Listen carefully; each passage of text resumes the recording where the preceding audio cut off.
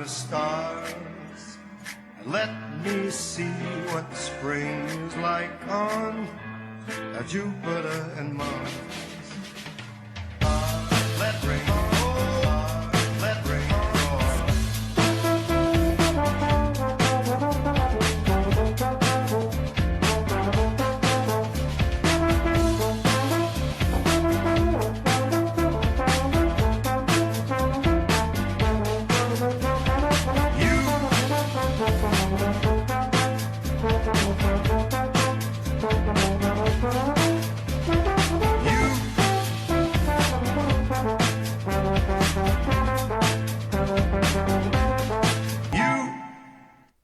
Good morning. So happy you could join us here today at the races at Laurel Park. Naomi Tucker and Keith Fustel is back with us again. Keith, how was your little holiday? Not too bad, not too bad. As you can see, a little bit of sun got me, huh? So, yeah, I'll just say that was out from shoveling the snow and stuff. But no, everything's good. Everything's good. Back at it. Glad we brought some good weather with us, and looking forward. 4-day week of racing. So we've got 10 races coming up at us, a couple days in a row. So it is going to be busy at Laurel Park. Yeah, certainly plenty of action for us to dissect. But of course, we're looking ahead as well. We have Good Samaritan Day coming up in the mid of March, March 13. I do believe stakes races, Good Samaritan Day, Stakes Beyond the Wire, the Not for Love, Harrison E. Johnson, Conover, the Private Terms. So much to look forward to as well. And of course, today's Thursday. We're running 4 days this week because today's card was moved from last week, Friday, due to the weather. We do have the Stronach 5 coming up tomorrow as well. As you can see, we have 2 races in the mix once again. Race 9 right here at Laurel Park. Race 3 from Santa Anita Park is leg B. Leg C at Gulfstream. Leg D once again with us. Race 10 our nightcap, as you mentioned, Keith. Plenty of racing, and then back to Golden Gate Field for the last leg. So that'll be coming up. I'll make a ticket for that tomorrow as well. And of course, last Saturday we had Beat the Expert, included you, Keith, and this Saturday will be including me. I'm still quickly looking at the card and putting in my picks, so be exciting coming up to see how I will fare this week. But also, let's look at the leaderboards of what has happened throughout the week. We'll start with the jockeys. Currently still on top is Alexander Crispin, our Champion Eclipse Award apprentice, who's just run away with it, hasn't he, Keith? Yeah, look at this, 12 wins. I mean, over Sheldon. That's a pretty good gap right now. But I tell you, we talk about these races. They tighten up. They have a tendency sometimes to get a little tight. So yeah, Crispin, he better be looking in the rearview mirror. I'm sure he is. And nothing better than a tight battle for the championship title for this meet. And of course, leading trainers, we'll see Claudio Gonzalez also having a bit of a head start here. 7 wins over Dale Capuano in second. Michael Trombetta doing very well. And Jerry Robb is hitting as well as Kieran McGee. It definitely seems like there's a few bars that really seem to be heating up this meet. Yeah, we see amazing. Jerry Robb been here forever, and Trombetta, Dale Cap, another vet. Claudio with numbers. It's tough. There's no doubt with the strength and numbers that Claudio has. It's tough to get by him. But percentage-wise, some of these barns are doing. Dale, Mike, Jerry Robb. I mean, the betters, they can kind of depend on guys like that. So that's key. Kieran doing well, was a little bit of a lull, but certainly heating up quickly.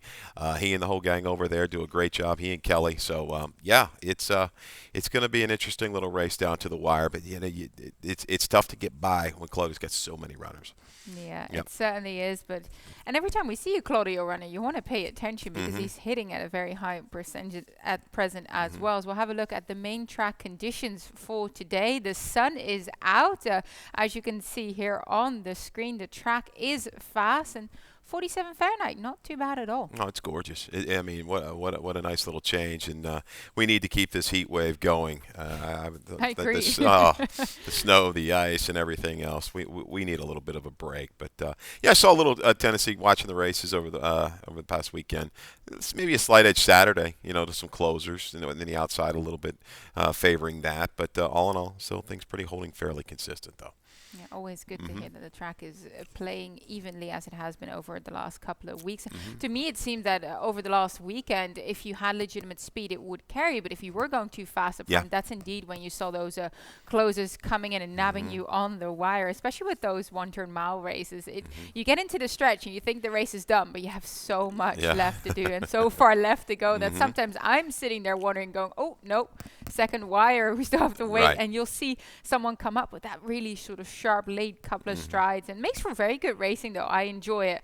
Let's get going with the first Okay. race of the day, mile and 16 here, 4-year-old and upwards. Nice starter allowance here, of course. Also the start of the early pick 5 sequence, 12% industry load takeout. Late pick 5 starts in race 6 today, not race 5 like we're used to with our Right. 9 race day card. Race 6 here. We're racing 10 races on the day, over a couple of days, so better get used to making sure that you're putting in the right sequence. Early pick 5 does start in the first race though. And Keith, you and I see this quite similarly. Both of us landed on the number 5 Colonel Juan for Claudio Gonzalez. I feel like there's a couple likely speed horses in this field that are going to set it up perfectly for most likely the horse that's going to take the majority of money here, Colonel Juan. And last time out, he tried to run into a bit of a slower pace at Penn National, and he struggled to do so. I think this time they will go a touch faster in front. Yeah, this is a horse. I think they just had a little bit higher hopes off the claim. The numbers kind of went up steadily and was claimed for that 16 tag, now back for 16 today. I think just the frustrations have kind of set in a little bit. It's been a long time since Colonel Juan has been to the winner's circle, a long, long time. So he's consistently faster than this group, and I think he's going to be. You can depend on him to kind of maintain that form.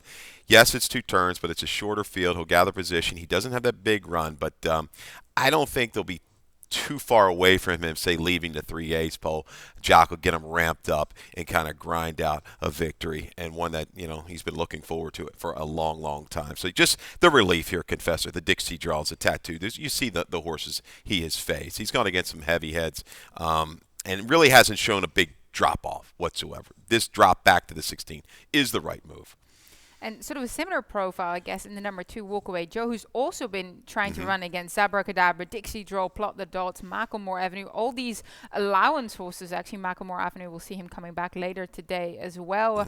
More of a closing style runner, drawn on the rail. Are you afraid he's going to get boxed in, or you think it'll be just fun? He'll save ground and tip out late? I think he will be able to save ground here, shorter field. I don't think there will be a ton of congestion. It looks like the main speeds are going to be Even Thunder, Furness, and Team Effort. Team Effort's pretty quick in his own right, going first off the claimant. Robin was telling me, I know he liked this horse going back. I said, well, what did you think of this race? And he said, I actually took Team Effort. He's a sneaky little stat dug none the last couple years. He's been pretty good off the claim with a solid ROI. So sneaky horse is going to have to step it up, and he's going to have to show me a little bit more stamina into kind of some internals that he's going to face today. But hey, what do you know? I'm always rooting for the guy that doesn't run a ton of races. So yeah, Colonel Juan for me, Walkaway Joe, I like as well. I think the relief is good for him too. And talking about Even Thunder, I have him in second. Just think he's going to have a handy positional speed to move forward. But we were mentioning some of the barns heating up. Jamie Ness has actually kind of gone down a little bit in his percentage. Currently at 6%, whereas he used to hit at 10 or more with ease. Yeah, it's a little unusual to see Jamie this kind of chilly on such a kind of a long stretch. So I'm sure the barn's gonna pick things back up. He's good with some turf runners. Turf season not too far away. He does well with those. But yeah, Even Thunder's the type of horse. Yeah, he's just been a solid campaigner. 7 years old. He's tactical. He can grind. If things don't get too crazy up on the front end, he stays the distance here. He's gonna be a major player.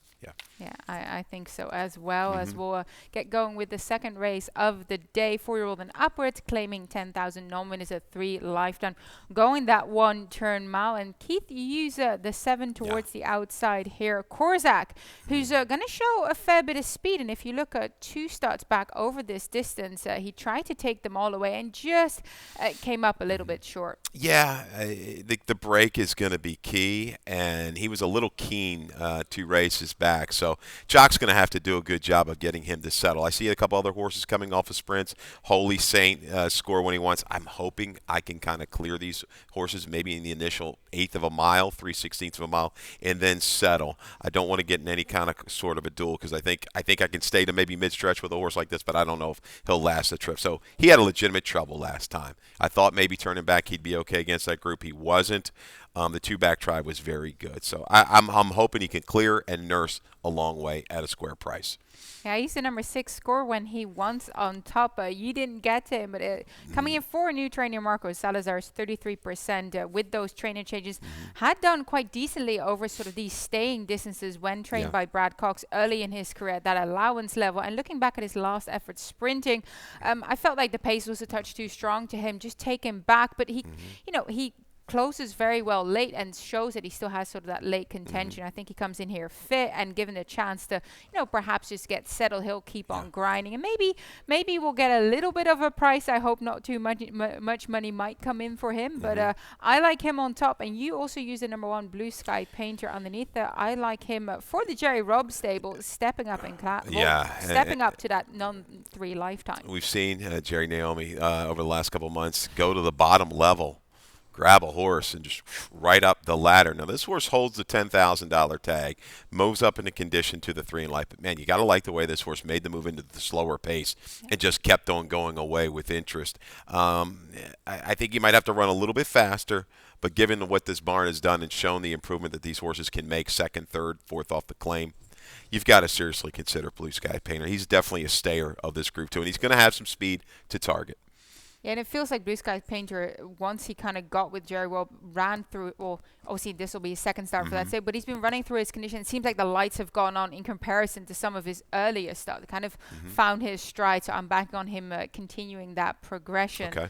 Race number 3, maidens, 4 and 5-year-olds going 6 furlong. You landed on the same horse that I have in here. It's the number 4, Bakaneko. Okay.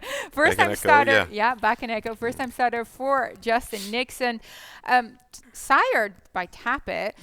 2 from 5 with firsts over last year, Justin Nixon is, and 4 in the money at 80%. So clearly a barn that is capable of sort of developing a horse. I mean, we're looking back at Hibiscus Punch winning the Grade 3 Run Happy, Barbara Fritchie. Right. It seems to me like Justin Nixon has that patience, brings them to the race course when they're ready to go, gets the right kind of prep underneath them.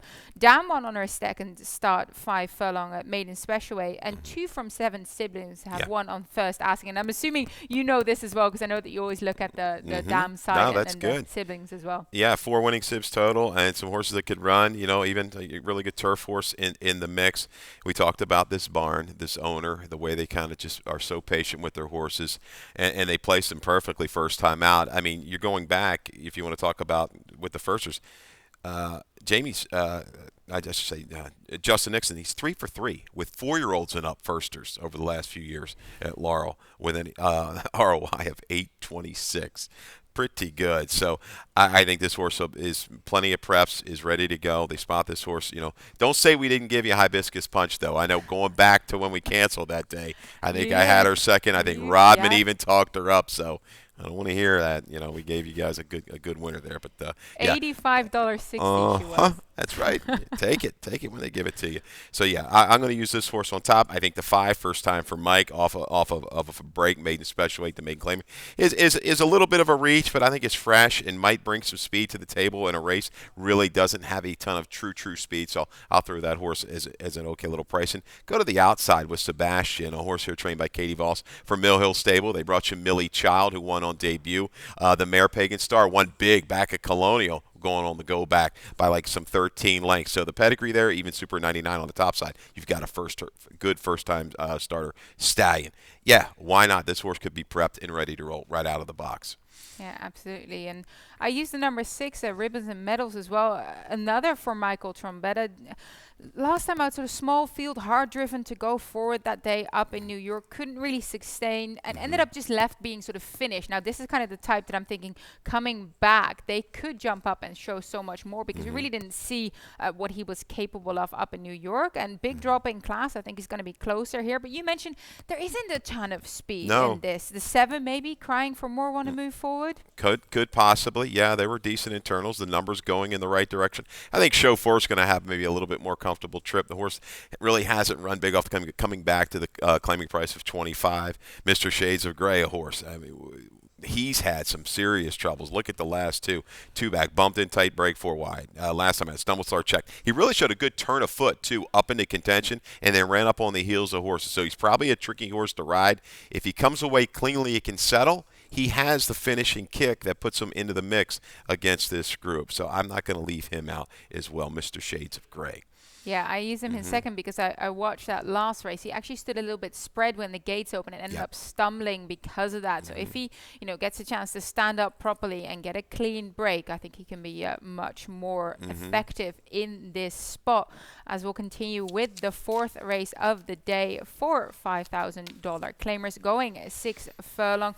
We do have a video here as well, I do believe, from Higher Purpose and Jack Straight in here. If you look back at their last race, Higher Purpose, of course, got caught up in a speed duel as well. And Keith, you actually have a ticket in here because it's the start of the middle pick 4. Yeah, let's go for that real quick. Yeah, 2 deep. It's an $18, very affordable ticket to get you started for the middle pick 4.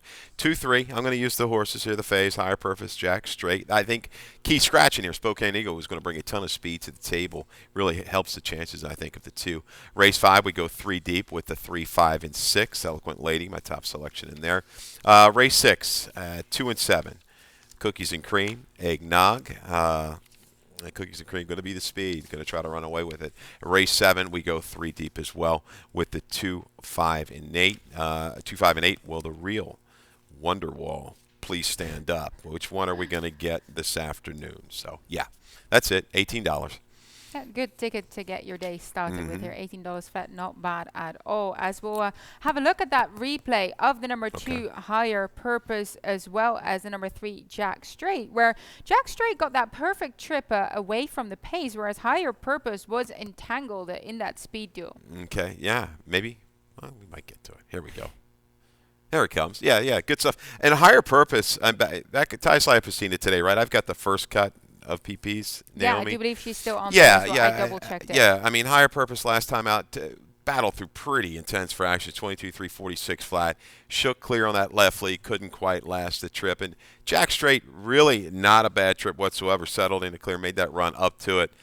Just not quite good enough as Federell slipped through along the rail to get it done. But really liked the way 3 races back that the Tyslip Pistina fit Higher Purpose, the way she got this one to relax off of another quick pace, got through inside to get it done. So with the scratch of the 4, I think that really helps the chances of the 2 today. Yeah, I think so as well. I did note track condition dependent, but the track's fast, so there's no worries whatsoever. Higher Purpose. Don't think he likes the moisture too much, but as you mentioned, 3 starts back, very, very strong. Even kind of, stalked and showed that he doesn't have to get into that speed duel. But today, it seems like he's most likely going to be the lone lead, or at least will try to be, with indeed Spokane Eagle not being there, who would have shown a fair bit of speed too. The number 3, Jack Strates, as we just saw him as well. I feel like he benefited from that pace scenario up front. He switched out, grinded out late, maybe hung a little bit, but he did get the setup there that he needed. And my kind of sort of drawback with him is that he couldn't make it happen, even though it was the perfect conditions for him. Yeah, you look at him, he's not quite following through his races. His numbers obviously fit here, but you see, even through the running lines, it's that progression, and then it just needs that little extra the last 16th of them. I'm not saying he's not going to be able to do it against this group. He's very live.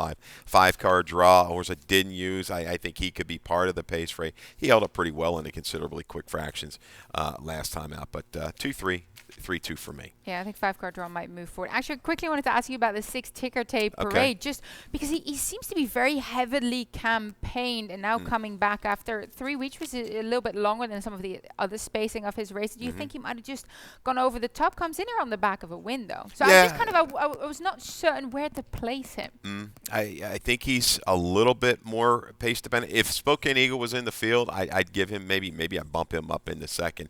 I just don't know if he's going to quite get what he needs. You know, he's fallen back so far in some of these races, recent races. Laurel needs a little bit of help up front. If the leaders, like I say, get him battled, then possibly. But he's a trier. He does try. I'll give him that. Yeah, absolutely. As we will continue shortly after this break. Do stay with us. When it comes to getting back in the game, there's only one team to turn to. The team more high school, collegiate, and professional athletes train and recover with. That team is Medstar Sports Medicine. For more than 30 years, Medstar has served as a leader in the diagnosis, treatment, and rehabilitation of orthopedic and sports-related injuries. Ranked among the top programs in the Maryland and Washington regions, we offer rapid access to athletes of all levels. Let the pros who treat the pros treat you. Medstar Sports Medicine. Welcome back to Today at the Races at Laurel Park. We're on the 5th race of the day, and that kickstarts the Rainbow Pick 6 sequence right here. 20-cent minimum bet, 20% takeout. I created a ticket for today. Try to keep it cheap despite not really being able to hone in on a single today. $43.20 ticket. I used the 3, the 5, and the 6 in this first leg before using the 7 and the 2 in race 6. I think Cookies and Cream is going to go right to the front here over that 6 furlongs. And then I also like the number 7 Eggnog in here, dropping for a solid trainer in Damon Delodovico. And then in race 7, I used the 2 and the 8 to Wonderwall, as you mentioned, just hoping to see the true potential of her once again, because she was so strong 2 starts back, and before that just winning by huge margin. And then the number 8 I use as well. Hybrid Eclipse comes in here for trainer Linda Rice. Very strong effort last time, breaking her maiden up in Aqua, that maiden special weight. So I think she comes in here with the right sort of conditions under her belt. Then race number 8, I go 3 deep using the 4, the 5, and the 6. I like Dudley Square, plot the dots, as well as Macklemore Avenue, in kind of an intriguing, nice second level optional claim here, going 2 turns. I'm really looking forward to that race. Couple of heavy hitters in there. And then race 9, I use the 2, the 4, and the 6. The 2 Mice and Men being my top selection in here. I do think you have a stat on him later on to back me up there, Keith. And do what I can. And then, no, your stat plays tend to come in quite well. And then in race 10, I use the 6 and the 10, the 6 being my top selection. Pardon the pun's going to show so much speed, but also towards the outside, Tale of Dixie, Annette Eubanks. I think this is going to set up quite nicely here for this 4-year-old gelding with a bit of a closing kick, as we'll get going again on the 5th race of the day, sprinting 6 furlongs. Fillies claiming 10,000. Nomin is a 2 lifetime. And Keith, you have the number 5 Eloquent Lady on top, but we do have a video replay as well from Scamper Along, as well as Scarlet Tanager. Scamper Along, sort of, you can see them both in there, and Scamper Along being quite tightly bundled up, whereas Scarlet Tanager perhaps got a bit of a jump on her there. Yeah. Scamper Along just kind of had to wait a little bit, and then finally gets through, cutting the corner and giving effort. Scarlet Tanager, I mean, she's kind of, her last 3 races, you really can't take anything away from her at this level. The 6-year-old mare, by despite the odds, really giving a good effort and trying every step of the way. So, yeah, Scamper Along, she's going first off the claim, off of Allard, a little jump up. But, you know, this is like a step sideways when I'm looking at the talent, Naomi. I don't really see this as a really tough move for her to make. So I think she's going to be live. You got her on top. I respect that pick. I think she's going to be tough. Offers value a little bit as well. Wings of Fire, going to take a lot of play. Might be a little bit lower than the 3 that I have on her. Coming in from New York, good debut. Really can't take anything away from that. It was a good effort. And then did have legitimate trouble.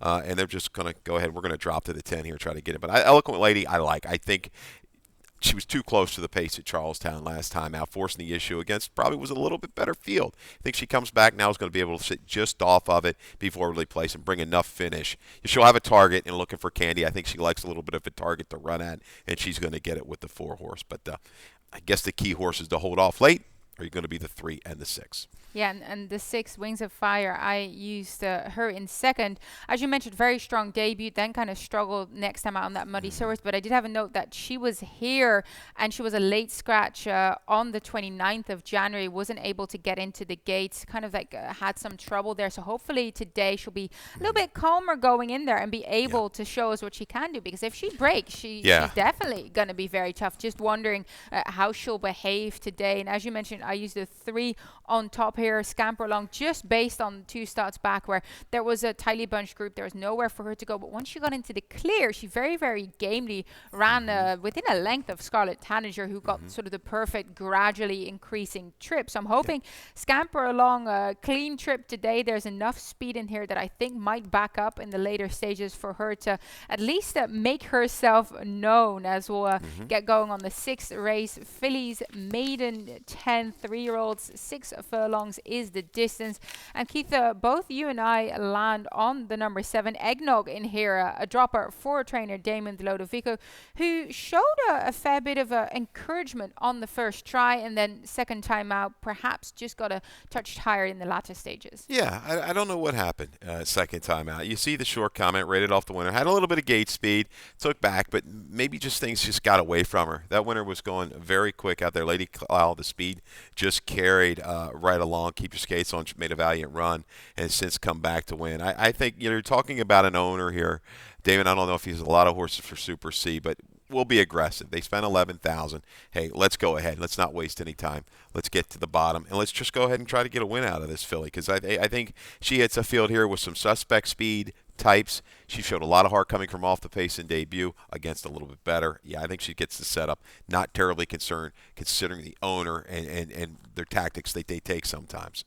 Yeah, the number 2 Cookies and Cream, perhaps the suspect speed that you're talking about. She is most likely going to go for it. Drawn on the inside, has that early speed, but is she going to see it out? Last time over 5.5, went backwards quite quickly after having dueled, might I add, having gone quite fast for the level. If you look at that 101 first quarter time form US pace figure, that is quite high for a maiden 25 level. So takes that class relief here and hopefully can be able to sustain. Yeah, this is a barn. I'm waiting to heat back up. You know, months back, this barn was kind of on fire. I'm waiting for them to get some more winners. McLean's Music, I like the breeding there. Yeah, this is a field I'm looking at. She's got a shot to clear off in that opening quarter. If she does, I mean, she was right there after battling, still within a couple lengths at the 8th pole last time out. Now we're stretching, but as you know, that little extra breather in that first quarter of a mile does wonders for horses. They can, carry it a little bit further. Aprilness, she's had her chances. I think the entry's going to take play. I'm just not in love with the entry. Yeah, no, I feel like those 2 horses, the 7 and the 2, are sort of my top selections, and then you're going to move on to perhaps finding a price or a horse that will show some of their old form once again. And Aprilness, she has shown some higher figures that could definitely land her in the winner's enclosure here, so I had to at least include her underneath. As we go on to some of the other races that I'm actually very much looking forward to. Race 7, 3-year-old fillies, first level optional claimer, going the 2-turn mile and 16. And certainly a couple of horses in here that really took my fancy, and one of them being Hybrid Eclipse, coming up here from New York for trainer Linda Rice. We do have a video of her last effort as well, that 7 furlongs as Aqueduct, where she gamely drew off with plenty in hand. I tell you, she was very sharp out of the gate, so that gives me a little encouragement as to how, from this outer post position, Naomi, I think she's going to be able to come out well and establish a position that's comfortable for her. She took pressure. She was kind of nudged along every step of the way to hold position inside in that battle of that dueling position. But, man, she really responded upper stretch and was very eager. Switched over that left lead late, as you see. But I like the energy that she showed through the wire. Maybe a touch of a sprint lean when you look at the breeding. Get a little further back, though. I think the distance is going to be okay. I like her to get good position with a break. Second, Lasix. Linda coming down here meaning business. She's gonna be a stayer in this group.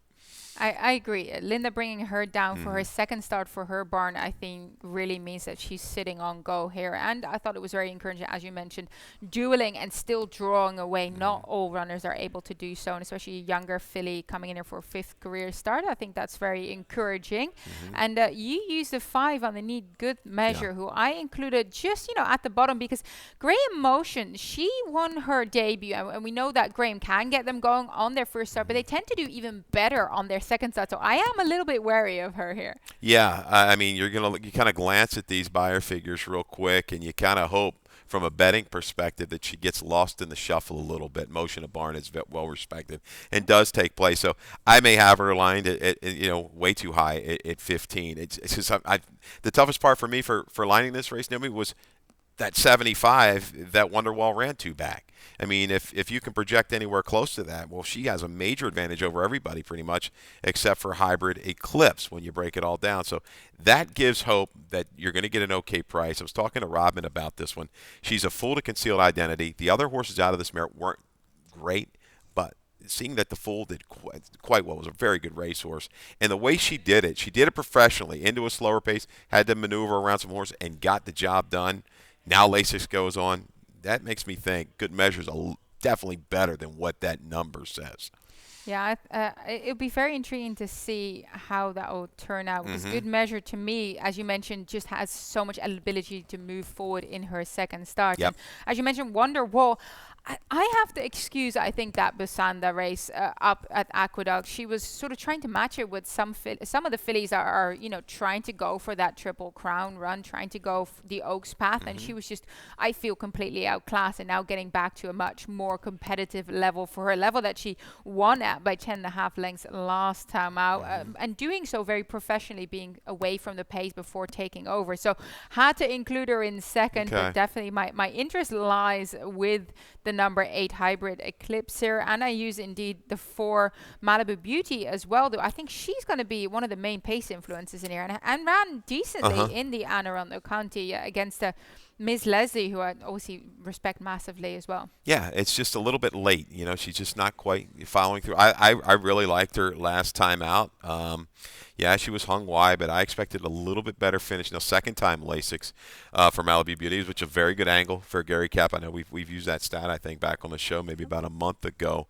She's going to get very good position. She has that type of speed. Mitt Mazel maybe will try to go ahead and send, so Malibu Beauty can kind of get a stalking trip, maybe even saving ground, maybe a little bit of cover might do her good to kind of save and then just run that last 3/16 of a mile. But I'm going to use her in the mix. Wonderwall, it's just which one's going to show up, because I thought that field was okay in New York. The Grass is Blue got beat here, right? She got beat here. That was a Chad Brown horse, and I think she went back up to New York and put the blinkers on and got it done. But you've got that one big L there. The Lasix was on the 2-back try, and it was just a big jump up in numbers. Was that the key? Was that the key? We talked about Brittany Russell. I read a press release about Hello Beautiful. Hey, I'm not going to run her back there, right, until she's going to have Lasix on. So that's the stuff we're dealing with a little bit with these 2-year-olds going to 3. It's kind of like the elephant in the room, I guess. It is, because you do see horses running with and without, and sort of very different performances when they're on and without Lasix. So you have to take it in account as a handicapping angle. Absolutely. No doubt. Yeah, because it changes how they run late, especially. Race number 8, second level optional claiming allowance, mile and 16. As I said this before when I was talking through my Rainbow Pick 6, a couple of heavy hitters coming in here. Let's start off with your second pick, the number 6, Macklemore Avenue, who comes in here from a win behind a very strong pace, but he went 6 wide into that stretch and really dug down, and I thought it was really strong acceleration there late, especially on that sloppy surface. That is tough to really sort of accelerate. Yeah, and you see Macklemore Avenue gets in a little bit of trouble around the turn. You see a little shuffle right there, a little steady past the normal 3/8, so I guess the 3.5, and it's going to have to ease out and ends up about 7 wide. So Mary Epler's done a phenomenal job with this guy off the claim. You got to love claim for 16. She wasn't scared. She took a shot and went in, and this horse has rattled off win after win after win and continuing his streak. But I didn't think he would be able to sustain like he did, because you saw his other victories kind of up close to the pace. But with this trouble and able to work out to the outside like this and keep coming on that, man, He's just a different horse right now. Let's see. And now he's stepping up to the two other than. This is your real tester. He gets a shorter field. He has hung out, but he's got positional speed. I'm not worried about the trip. It's just the finish. Can he bring against this type of horses? Dudley Square is a good horse. Closer. Shotsky, what's going to happen there with him? Is he going to kind of really bounce back to where the old Shotsky was at 3? Good horse race. I'm taking a shot with a price with the 1 VIP ticket. You see him get beaten in A other than at Charlestown, and you're just ready to just punish him. But the 2-back, 3-back tries are good. Decent move at Laurel. That was a tough trip when wide. The buyer number certainly is there. Comes back with a bullet. He just holds the value for me, and that's what I'll take the shot here. But I'm looking forward to race 8. Yep. Yeah, absolutely. VIP ticket, I used him underneath because he has got a couple of races underneath his belt that could put him up here. Kind of put me off a little bit. He's only had 1 win at Laurel from 11 starts, even though he is trained here. So you think, running from your backyard makes you a little bit more comfortable. Hasn't been able to really get that done. I end up landing on the number 4, Dudley Scare, who is stepping up to this level for the first time as well. But if we go and look at his last race, he went very wide into that first turn. And I feel like this is a better draw for him today, because as you can see, they're kind of, asked to go forward. Jockey Victor Carrasco kind of sees, okay, this, we can't be sitting that wide, has to take him back a little bit, and then you'll see him just kind of creep up here. He does have a lot of natural speed, perhaps not as sharp from the gate because he was drawn wide and he couldn't move forward, but you can see him here, ends up sitting wide nearly the whole way. Yeah, and you're getting this trip and you're thinking, if you're Gentleman Joe and everything around that final turn, I remember this phrase vividly. You're thinking, I'm just going to be able to escape and just, get the edge over this horse. You had to do so much. Yeah. And you just don't see, very rarely, horses win with this kind of trip. 4 wide basically throughout. And you see in my short comment, doggedly. Look at the way this guy just keeps on coming, because Gentleman Joe spurted away from him. Looked like he was gone at the 3/16, and Gentleman Joe's not really stopping. So Dudley Square, certainly respect the Pletcher factor, and gotta love the effort from that bad trip that he had last time out. It's not like there was any wide bias on the 22nd. Yeah, and Gentleman Joe, as you mentioned, saving so much ground in comparison to Dudley Square. How often do you use the comment doggedly? I don't see it that frequently. I stole that one from Steve Peary down at Churchill Downs. Yeah, he's been a chart caller for a long time. He's one of our field supervisors now. But sometimes you got to give a little different comment. But doggedly, you just see the determination that horse showed. I try to paint a picture, Naomi, as best I can. Well, if we see horses with that comment, can we move them up a little bit from it? I'm just getting the inside here, the lowdown. Absolutely. Yeah, I mean, when I use a word like visually, it really impressed me, and it takes a lot to impress Bill and I upstairs when we're doing these charts. Well, I hope you're right, and he's going to get into the winners in circle. I use him on top. Race 9, restricted allowance for the Maryland Breds, sprinting 5.5 furlongs, and both of us landed on the number 2, Mice and Men, and we do have a video of his efforts 2 starts back. Whiskey and You was in that as well, but Whiskey and You is not re-opposing here today. You just see Mice and Men behind there on the rail, just a bit further back than maybe he wanted to have been, because it really does have to wait here. Plenty of traffic in front of him. Look at him. Yeah, just sitting and waiting, and he's got to alter course a couple of times through the stretch. He's out, he's in, now he's back out again. This guy, he makes me cry. I'm telling you, I bet him at 15-1 off the layoff, and then last time out again. You see the comments, steadied off and 2 back, weighted upper stretch. The unfortunate part, if he gets the job done today, it's not going to nearly be at the price that I was hoping to get in those other races. But here's a stat. Dale Cat, last 3 years, 24 for 82. That's 29% with dirt sprinters at Laurel, off of a top fig with an ROI of 208. So there he is. He is off a top, off of 73. We just need to get a cleaner trip. There is plenty of speed in here with Greg Gogo. He's going to send Bando on tour. Brooks Robinson with speed. Maybe even Baptize the Boy will be forced into the issue early. So he's just, it's from that 3/8 pole to the quarter. He has just found some brutal trouble.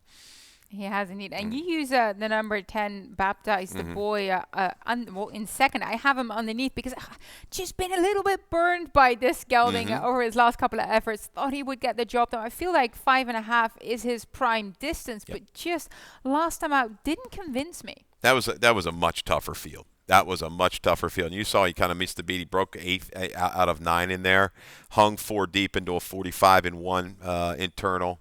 That you're not going to be able to bring that finish. He needs kind of things to go a little bit his own way if he's going to run against those kind of horses. So he might be able to overcome against this group given that outside post. Yep. Yeah, and then the number 4, you use him underneath as well. Just Wave and Smile, Dale Capuano's other runner in here. I feel like he went from open company now back sort of to these restricted races, but it really depends what kind of field you're encountering in both of them. Is coming back from a layoff and seems to be working strongly for a barn that never, drills them too hard in the mornings. No, I love the effort at 2. I mean, they were good. He looked like he was going to kind of be any kind, and just things kind of fizzled a little bit. But the respect factor they give this horse back in the allowance off the break, he obviously showed talent. And by given that time frame now, he should be more mature, a little bit quicker if he's right. So I think he's tough for me to leave out of the mix, especially the way the barn's been going. And they can get horses to run well off a layoff. Yes, we'll quickly move on to the last race of the day, the nightcap maiden 4 and 5-year-olds claiming 10,000, going 7 furlongs. Your top selection, number 10, Tail of Dixie. We do have a replay of his last effort there, of his last efforts here at Laurel Park over the mile, where he was gaining very strongly, but did have to wait a couple of times.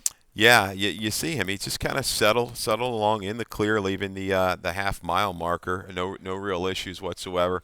Pardon the pun, kind of doing all the dirty work up top, taking the pressure at a short price. But it's coming past here, the 3/8 midway on the turn. You see the 6-horse drop in a little bit on the rail.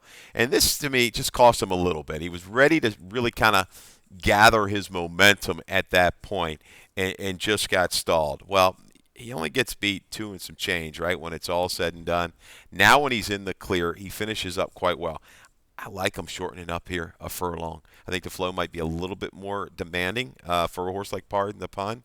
Giving a cleaner trip, why not? He's run credible off the break and encountering trouble both times. Yeah, 6-10, 10-6 Yep. for you, Keith, here in the nightcap. 10 races on the card. Do stick with us. Dave Rodman will be with us with scratches and changes. Thank you so much, Keith. You got it, Naomi.